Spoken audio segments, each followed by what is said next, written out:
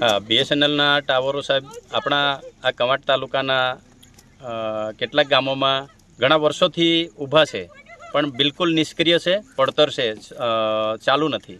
અમારે કોટબી ગામમાં પણ BSNLનો ટાવર ઊભો છે 2008-9થી, અને ખડલામાં પણ 8-9થી ટાવર ઊભો કરેલો છે, એ પણ બંધ છે.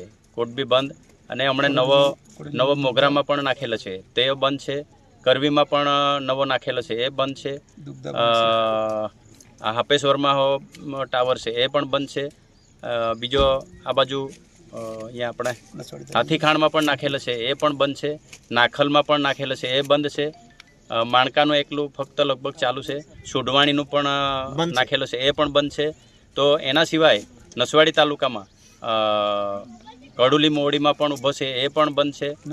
નાની જડુલીમાં ઊભો કરેલો છે, એ પણ બંધ છે. દુગ્ધામાં પણ ઊભો કરેલો છે, એ પણ બંધ છે. અને બીજો આપણે પેલો કુકડદામાં પણ ઊભો કરેલો છે, એ પણ બંધ છે. એટલે આ નર્મદા કિનારો, આ ડુંગર પટ્ટામાં કવાંટ કે નસવાડી તાલુકામાં ટાવરો ઊભા કરેલા છે ઘણા વર્ષોથી, પણ બિલકુલ બંધ છે. તો આને ચાલુ કરવામાં સરકારને શું વાંધો?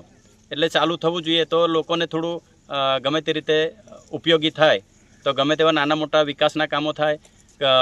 ડિલિવરી જેવું, આપણે પ્રસ્તુતિ જેવું બહેનોને માટે ફોન કરવું હોય તો એને આપણે જલ્દી સગવડ મેળવી શકાય. તો આ રીતેની અનેક સમસ્યા છે, ઢગલાબંધ સમસ્યા.